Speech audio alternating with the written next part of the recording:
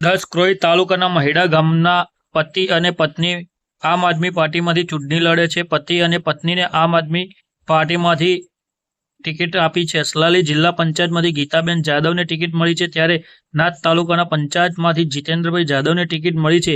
ત્યારે બંને પતિ પત્ની એડી ચોટીનું જોર લગાવ્યું છે અને બંને પતિ પત્ની ચૂંટણી પ્રચાર વખતે આકર્ષણનું કેન્દ્ર બન્યા છે. અમારી ઇન્ડિયા ટાઈમ ન્યૂઝ ચેનલને લાઇક કરો, શેર કરો, સબસ્ક્રાઇબ કરો, જેથી કરી અવનવા સમાચાર તમારી સાથે પહોંચી શકે. Bureau reporter Jenit Shukla. આજે મૈજડા ગામની અંદર જે ઉમેદવાર છે જીતુભાઈ આમ આદમી પાર્ટીની અંદર છે, ત્યારે આ ગામની જે બધી મહિલાઓ છે અમારી સાથે જોડાઈ ગઈ છે. શું કહેશો બા કે આ તમારા જે આમ આદમી પાર્ટીના ઉમેદવાર જીતુભાઈ છે, એ જીતુભાઈનું કામ કેવું છે, એમને કયા કયા કામ કર્યા છે, તો તમે અમને સ્વીકારવા તૈયાર થયા ઉમેદવાર તરીકે?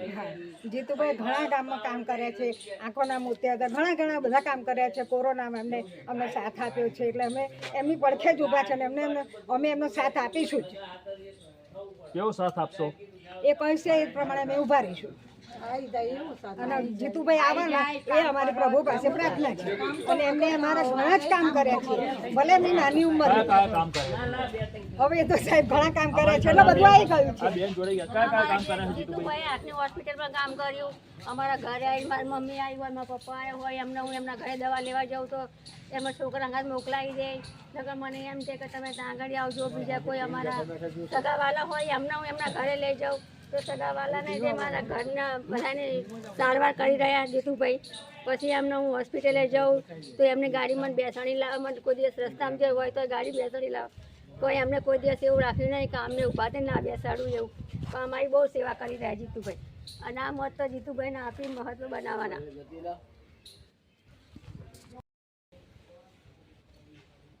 નમસ્કાર દર્શક મિત્રો, હું છું જેનિત શુક્લા. આપ નિહાળી રહ્યા છો ક્રાઇમ પેટ્રોલિંગ ન્યૂઝ અને ઇન્ડિયા ટાઈમ ન્યૂઝ ચેનલ. તેને યુટ્યુબ ઉપર લાઇક કરો, શેર કરો અને સબસ્ક્રાઈબ કરો, જેથી કરી અવનવી માહિતી આપણી પાસે પહોંચી શકે. આજે દસકોઈ તાલુકાની અંદર જે મૈજડા ગામ છે, ત્યાં ચૂંટણીનો એવો માહોલ જામ્યો છે. ભાજપ, કોંગ્રેસ અને એક ત્રીજી પાર્ટી છે આમ આદમી પાર્ટી, અત્યારે એડી ચોટીનું જોર લગાવી રહી છે આમ આદમી પાર્ટી. ત્યારે અમારી સાથે જોડાઈ ગયા છે એવા એમના ઉમેદવાર.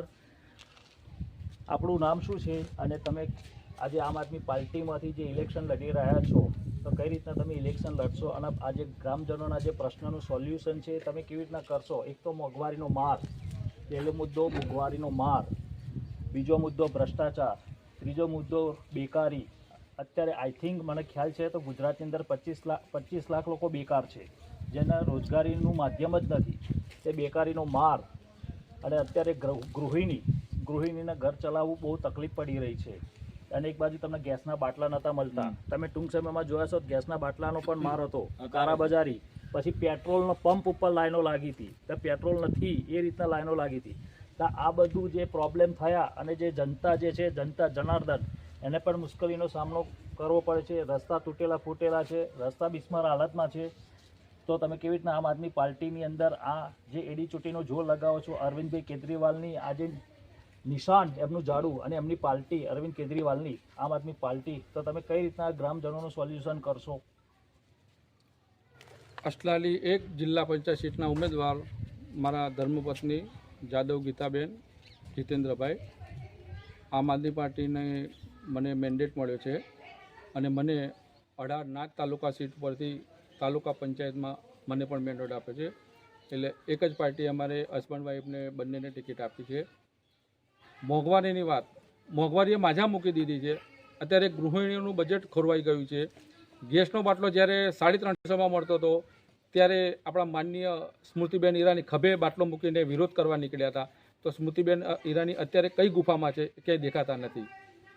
બીજી કે બેરોજગારી માટે એવું છે કે કંપનીઓમાંથી જાહેરાતો પડતી હોય છે, પણ કંપનીઓમાંથી લઈ જઈને એક વ્યક્તિ ત્યાં કામ જ લાગ્યો હોય તો એની પર એટલું શોષણ થતું હોય તો એ વ્યક્તિને ત્યાંથી નોકરી છોડીને જતું રહેવું પડતું હોય છે.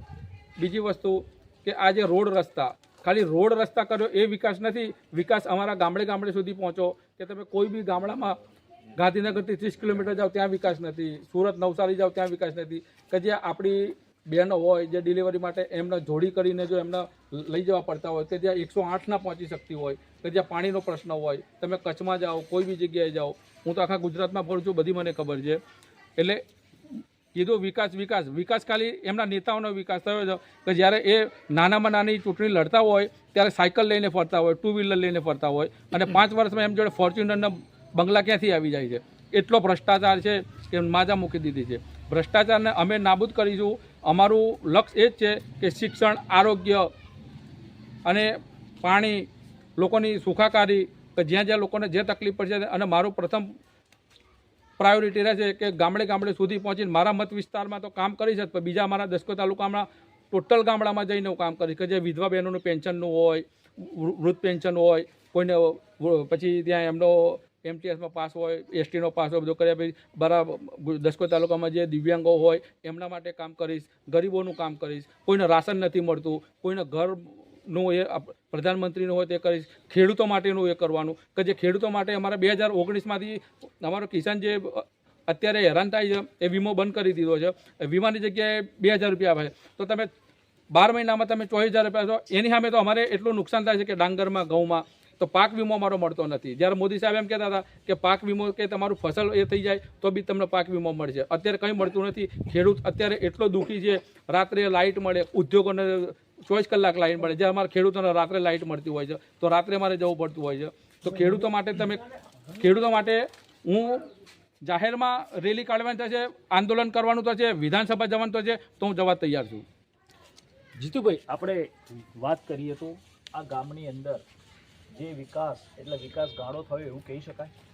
અમારા ગામમાં કોઈ વિકાસ જ નથી, અને વિકાસ ગાળો થયો તો નેતાઓ ગાળા થયા, બાકી અમારો કોઈ વિકાસ ગાળો થયો નથી. તમે અમારા ગામમાં આવ્યા, તમે રસ્તા જોયા કેવા છે, બરોબર? અમારા ગામમાં કોઈ હોસ્પિટલની સુવિધા નથી, અમારા ગામમાં બસની સુવિધા નથી. અમારા છોકરાને સ્કૂલે જવું હોય તો અત્યારે મોંઘવારીમાં એક ઘરમાં 2 છોકરા હોય તેમને સ્કૂલે જવું હોય તો અત્યારે 1500 રૂપિયા ભાડું એક બાળકનું લે છે, તો 2 બાળકો તો 3000 રૂપિયા તો થઈ ગયા. તો મોંઘવારીમાં પૂરું કેમનું કરવાનું?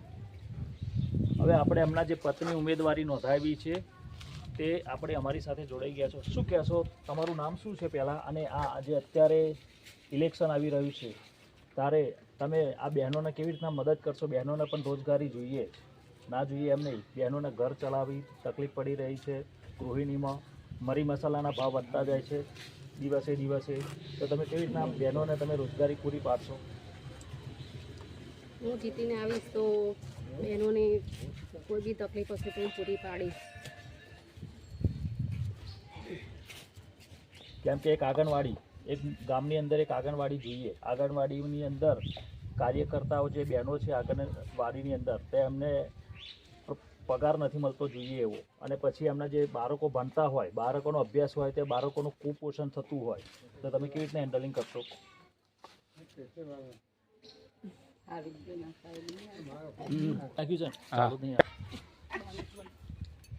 આજે અત્યારે જે ગામની અંદર આંગણવાડીની અંદર બાળકો ભણતા હોય, આરોગ્યલક્ષી કામ કરવાના હોય, બાળકોને કુપોષણ, અત્યારે તો કુપોષણનું મહત્વ વધારે છે, કુપોષણ બાળકોને બહુ હોય છે, ત્યારે તમે કેવી રીતે હેન્ડલિંગ કરશો કે આંગણવાડીની અંદર બધું જે બાળકોના અભ્યાસ સારી રીતે મળી રહે, એમના જે દવાઓ છે એ સારી રીતે મળી રહે, એમનું કુપોષણ ના થાય, એમનો વિકાસ થાય, તો કેવી રીતના તમે કરશો? કુપોષણમાં એવું છે કે સરકાર એક બાળક દીઠ 7 રૂપિયા આપે છે, તો અત્યારે તો 10 રૂપિયામાં પાણીની બોટલ પણ મળે છે. તો એક બાળક દીઠ તમે 7 રૂપિયા આપો છો તો એક બાળકનું ભોજન ક્યાંથી મળવાનું છે? જ્યારે નેતાવાનું હોય, એમના સંમેલનો હોય ત્યારે કરોડો રૂપિયાના ડોમ થઈ જતા હોય, એમના ટેબલ ઉપર બદામ કાજુ આવી જતા હોય, તો એક બાળકને 7 રૂપિયામાં કેટલું પોષણ મળવાનું છે? જ્યારે સરકાર જ કુપોષણમાં ચાલી રહી છે તો બાળકોને ક્યાંથી કુપોષણ નાબૂદ થવાનું છે? રહી વાત બાળકોની, તો અમારે કોઈ બી હોસ્પિટલનું કામ હોય તો અમારે અહીંયાથી 30-30 કિલોમીટર દૂર જવું પડતું હોય. પ્રાઇવેટ હોસ્પિટલમાં જઈએ, ગરીબને કંઈ બી એક બીમારી થઈ તો કોઈ બી પ્રાઇવેટ હોસ્પિટલમાં જાય એટલે સીધા જ 5-10 હજાર રૂપિયાનું બિલ થાય. હવે અમારી સાથે જોડાઈ ગયા છે ગામના આગેવાન. શું છે અત્યારે કઈ સરકાર ચાલી રહી છે અને ગામમાં કયા કયા વિકાસો બાકી છે? આ ગામની વસ્તી છે કુલ 4,000 વસ્તી જે છે. ગામની વસ્તી 4,000 વસ્તી છે, તો 4,000 વસ્તીમાં કઈ આજની જે સરકાર છે તે આજની સરકારે કોની સરકાર છે અને કઈ રીતના ગામમાં કામ કર્યું છે કે નથી કર્યું? તમે એક વડીલ છો, તમે આ ગામના મોભી કહેવાઓ. હવે અમારા ગામની અંદર તો એવું છે ને કે આ ગામ છે ને આમ તો ખેતી ઉપર જ નભર છે. પ્રથમ તો પહેલાં ખેતી માટે ઇરિગેશન પાણી આવવું જોઈએ ને, તો આ મીજા ગામના હજુ આજ દિન સુધી છેલ્લા 20 વર્ષથી પાણી જ નથી મળતું, ઇરિગેશન પાણી. સરકાર પ્રથમ પહેલાં આમ ખેડૂતોને ઘણું પ્રોત્સાહન આપવાની વાતો કરે પણ કશું મળતું નથી. પછી વીમાની અંદર કહ્યું કે ભાઈ વીમો, તો વીમાની અંદર તો વીમા તો એમને બિલકુલ બંધ કરી દીધા છે. ખેડૂતો ખેતી કેવી રીતે કરે? બિયારણ લેવા જાવ બિયારણ મોંઘાવે છે, ને જ્યારે અનાજ માર્કેટમાં લઈને જઈએ તો જે 1200 રૂપિયામાં અમે બિયારણ લાવ્યા હોય એનું 400 રૂપિયા, 450 રૂપિયા ભાવ આપે છે. તો ખેડૂત બચત કઈ રીતે, જીવો કઈ રીતે, ખેતી કઈ રીતે કરે? ડીઝલ પેટ્રોલના ભાવ વધતા જાય છે, મજૂરના ભાવ વધતા જાય છે ખેતીમાં, તો ખેતી કરવો કઈ રીતે? પ્રથમ પહેલાં અમારે વીજળી જ જોઈએ, તો વીજળી કોઈ દિવસ ખેડૂતોને દિવસે આપતા જ નથી. સવારમાં આપે છે વહેલા 4 વાગે, સવારમાં 8 વાગે લાઇટ જતી રહેશે, સાંજે આપે છે 6 વાગે, રાતે 12 વાગે લાઇટ જતી રહેશે. હવે ખેડૂત ખેતી કઈ રીતે કરે? એટલે ખેતી પ્રધાનની વાત કરતા હોય, ખેડૂતો માટે પ્રોત્સાહનની વાત કરતા હોય તો બધી ખોટી આ એક જાતની લોભામણી વાતો છે. ખેડૂતોને કાંઈ કહેતા કોઈ જાતનો લાભ મળતો જ નથી. ખેડૂતો અત્યારે બિલકુલ પરેશાન છે. સરકાર એવું કહે છે કે અમે ગામડે 24 કલાક વીજળી આપી છે અને વીજળી મળી જ રહે છે. સરકારનું કેવું એવું છે? સરકાર વીજળી આપણને 24 કલાક કહે છે, પણ ગામડામાં જેને મળતી હોય એને મળે છે. બાકી ખેતીની અંદર તો બિલકુલ લાઈન આપતા જ નથી. જે ઉદ્યોગોની અંદર છે ને 24 કલાક લાઇટ આપે છે, તો ખેડૂતોને વધારે નહીં તો 8 કલાક આપો, તો 8 કલાક તો 2 ટાઈમ આપો ને. 8 કલાકની અંદર 2 ભાગ કરે છે. 4 કલાક આપણને બધી પાણી બંધ થઈ જાય, વળી પાછું પાણી ચડાવે. એટલે કોઈને વસ્તુ પાણી લેવું હોય બોરનું તો અડધું પાણી થયું હોય, વીઘો અડધો થયો હોય, પછી ફરી પાછું ભરવાનું. એટલે 2 કલાક જે પાણી થતું હોય એના બદલે 4 કલાક પાણી લેવું પડે. એટલે વીજળી તો આપતા જ નથી. એ તો ખોટી ગલત વાતો છે. नमस्कार दर्शक मित्रों, मैं हूं जैनिक शुक्ला. आप देख रहे हैं all India news live 24 years channel. इसको यूट्यूब पर लाइक कीजिए, शेयर कीजिए और सब्सक्राइब कीजिए. गुजरात राज्य में अभी चुनाव का माहौल बहुत तरीके से जामा है और तीसरी पार्टी आम आदमी पार्टी जो अभी उभरी है, तो एक गांव है, एक गांव महेजड़ा गांव है. वहाँ दसकोई तालुका दसकोई तहसील है और महेजड़ा गांव में जो उम्मीदवारी करते हैं वो जीतू भाई हमारे साथ जुड़ गए हैं. वो आम आदमी पार्टी से चुनाव लड़ रहे हैं. क्या है जीतू भाई, आप यहाँ से चुनाव लड़ रहे हो तो महंगाई का मार है, भ्रष्टाचार का मार है और जो कुछ गांव में काम होने वाले हैं वो होते नहीं है, आपको परेशानी झेलनी पड़ती है. तो किस तरह आप ये गांव को उलझाओगे, परेशानी से मुक्त करोगे? महंगाई की मार अब की बार आपकी सरकार. महंगाई उतनी बड़ी हुई है कि घर में जो लोग 5 लोग रहते, उसमें से कोई बुजुर्ग रहते, दादा दादी रहते, 2 लोग कमाने वाले हैं, बच्चे हैं, उसको स्कूल का है, दवाई का है. ये महंगाई में इतना भी लोग परेशान हो गए, तो वो महंगाई सबको दिखती नहीं है. और वो जो बात है वो बात रही मेडिकल की. मेडिकल में कहीं भी जाते हैं तो दवाई इतनी होती है. ये PMJ योजना भी निकाला है. अब कहीं भी अस्पताल में जाओ, कोई भी अस्पताल में जाओ, वहाँ पे PMJ योजना की सिर्फ बातें हैं. वो PMJ योजना है जो मंत्री के हॉस्पिटल है वहाँ पे होता है. और वहाँ पे जो इतना भी किसी को भी एक्सीडेंट होता है तो वहाँ पे जाओ तो किसी के पास PMJ योजना होता है, किसी के पास वहाँ पे जाते हैं तो फिर बोलता है तुम्हारा अप्रूवल लेना पड़ेगा. किसी का हाथ पैर टूट गया, वहाँ पे उसको बेड मिला, 24 36 घंटे तक तो अप्रूवल नहीं मिलता है. तो इसको क्या होता है, उसकी वजह से अपने कोई भी हॉस्पिटल होती है, कॉरपोरेशन हॉस्पिटल है, सिविल हॉस्पिटल है, वहाँ जाने के लिए लोग डरते हैं. इसलिए वो लोग प्राइवेट में जाते. प्राइवेट में जाते तो कहीं भी उसका पैर टूट गया, उसको बोलते फ्रैक्चर हो गया है, किसी का ऑपरेशन करवाने का है, तो वहाँ पे जाते तो 50-60 हज़ार रुपये खर्चा होता है. कहीं भी ऐसा होता है, आकस्मिक कभी होता है, तो वहाँ पे घर पे किसी की बहू होती है, माँ होती है, बहन होती है, उसका गहना बेच के भी उसको दवाई करनी पड़ती है. वहाँ पे PMJ योजना की उतनी बात है, उतना काम नहीं है. और जो भी है वो प्राइवेट है, जो मंत्री का हॉस्पिटल है वहाँ पे जाओ. उसका हमारे गांव में 2 साल पहले केस हुआ था. हमारे गांव में यहाँ पे तो ख्याति हॉस्पिटल, वो उसका कांड हुआ था अहमदाबाद में. ख्याति हॉस्पिटल में से गाँव में सब लोगों ने जाँच कर रहे थे, यहाँ से हमारे गाँव से ले गए थे. इसको नी का प्रॉब्लम था और उसका हार्ट का सर्जरी कर दिया, वहाँ पे उसका डेथ हो गया. तो हमारे गांव में से 20-25 लोग गए थे, उसको नहीं मिलने दिया, बात नहीं करने दिया. उसका लड़का गया, उसको बात नहीं करने दिया, उसको देखने नहीं दिया. वहाँ पे हमारे गांव से 20-25 लोग गए थे, वो लोग भाग के आ गए. उसके डेड बॉडी 2-3 घंटे तक उसको डॉक्टर को बोला तो वो डेड बॉडी नहीं दे रहे थे. ऐसी बात है. आज इस गांव में जो इलेक्शन हुआ है और जो आम आदमी पार्टी के उम्मीदवार है जीतू भाई और उनकी पत्नी वो भी इलेक्शन लड़ रही है। दोनों पति पत्नी यहाँ इलेक्शन लड़ रहे हैं, उनकी बीवी भी साथ है। तो आपको कैसा दोनों पति पत्नी इलेक्शन रहे हो, इलेक्शन चुनाव लड़ रहे हो तो कैसा लगता है? यहाँ पे हमारे अहमदाबाद जिला में दशकोट तालुका में स्थानीय स्वराज्य की इलेक्शन है और यहाँ पे असलाली जिला पंचायत सीट है, वहाँ से मेरा वाइफ है, वहाँ पे उसको जिला पंचायत में टिकट उसको दिया है आम आदमी पार्टी ने। और हमारे तालुका सीट आती है तो हमारे ज़िला में 11 गांव आते हैं और हमारे तालुका से नाथ तालुका सीट है उसमें 4 गांव आते हैं। तो नाथ तालुका सीट से मुझे मैंडेट दिया है पार्टी ने और जिला में से मेरी वाइफ को दिया है। तो वो पार्टी ने जब मेरे पर भरोसा रखा दो मुझे मैंडेट दिया। चाहे भाजपा में लोग अब देखो 30-30, 40-40 लाख लोग को काम कर रहे, कुर्सी को गाभा मार रहे हैं, अभी तक उसको टिकट नहीं मिल रहे, लोग इतना बड़वा कर रहे हैं। अब देखो पूरे सौराष्ट्र में पूरे गुजरात में देखो इतना तानाशाही हो गया है, सब लोग कंटाल गए भाजपा से। वो भाजपा में खुद है वो कंटाल गए, अभी देखो उसके सामने बड़वा कर रहे हैं, उसको टिकट नहीं मिला है। भाई जब तुम्हारे प्रधानमंत्री के लिए कोई नियम नहीं है तो ये कॉरपोरेटर के इलेक्शन लड़ने के लिए तुम 60 साल का तुम नियम बना देते हो, तो तुम भी पहले कुर्सी से नीचे उतर जाओ। तुम 75 साल के हो गए हो, आप भी नीचे उतर जाओ। जब तुम कॉर्पोरेशन में अभी कोई बंदा है तो कोई 40 साल में कोई भाजपा में ज्वाइंट हुआ है, उसको 20 साल तक टिकट नहीं मिला है, अभी उसको 60 साल में उसको काम करने का है, तो बता वो वहाँ पे वो बोले काम नहीं कर पाएगा। तो 75 साल का बड़ा प्रधान कैसे वो सीट पे बैठ गए, उसको भी नीचे उतरना चाहिए। हमारे साथ एक जुड़ गए हैं एक इंसान। आप वडील लोग कैसे लगता है कि अब ये अच्छे दिन है या बुरे दिन? सरकार बोलती है तो अच्छे दिन आ गए हैं, आपका क्या मसला है? वो तो गलत बात है ना। अभी तो वो ब्रूट को और वो जुआन को किसी को ऐसा कोई लाभ नहीं मिलता है। वो तो जो बोलता है सब गलत बोलता है।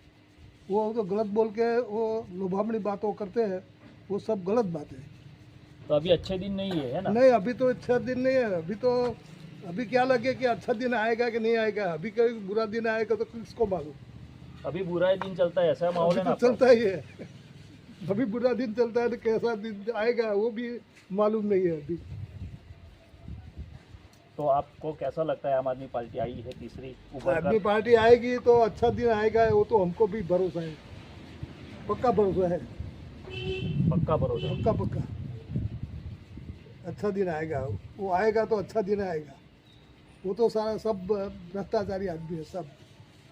हमको क्या बोलता है और करता है क्या, किसी को मालूम नहीं होता है। ऐसा मुंह में राम बगल में छुरी, ऐसा हाँ, माहौल है? ऐसा ही जो तुम बोल रहे हो वो सही है। मुंह में राम बगल में छुरी, वो तो सही होगा।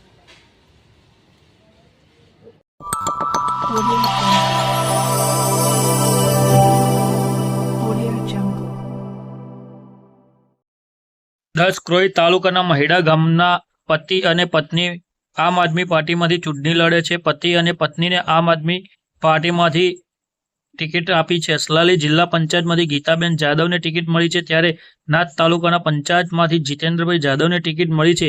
ત્યારે બંને પતિ પત્ની એડી ચોટીનું જોર લગાવ્યું છે અને બંને પતિ પત્ની ચૂંટણી પ્રચાર વખતે આકર્ષણનું કેન્દ્ર બન્યા છે। અમારી ઇન્ડિયા ટાઈમ ન્યૂઝ ચેનલને લાઇક કરો, શેર કરો, સબસ્ક્રાઇબ કરો, જેથી કરી અવનવા સમાચાર તમારી સાથે પહોંચી શકે। Bureau reporter Jenit Shukla. આજે મૈજડા ગામની અંદર જે ઉમેદવાર છે જીતુભાઈ આમ આદમી પાર્ટીની અંદર છે, ત્યારે આ ગામની જે બધી મહિલાઓ છે અમારી સાથે જોડાઈ ગઈ છે।